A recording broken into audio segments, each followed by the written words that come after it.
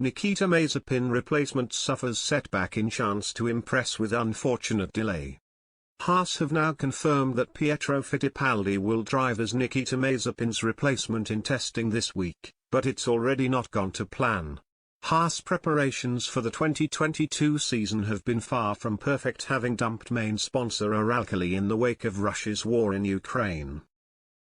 Mazepin also lost his seat after weeks of speculation over his future, as his dad, Dmitry Mazepin, was one of the Russian businessmen pictured at a meeting at the Kremlin on the day Russia invaded Ukraine.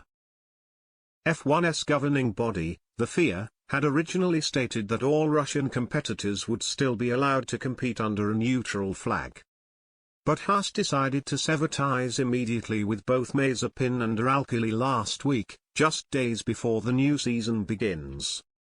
A decision on who will replace Mazepin for the long term is yet to be decided, but Fittipaldi will get his chance to impress this week in Bahrain.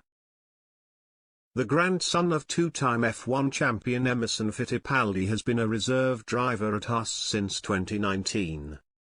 And he's already had race experience inside the Haas, having stepped in for Romain Grosjean at the Sakhir Grand Prix. Now is his first shot at taking an F1 seat for a full season, though with testing in Bahrain likely to play a big role in whether he is selected or not.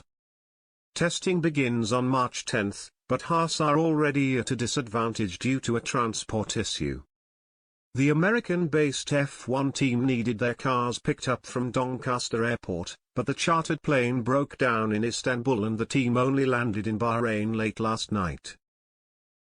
Haas have now confirmed that they will not be able to run in either session on Wednesday, and Thursday may also prove tight.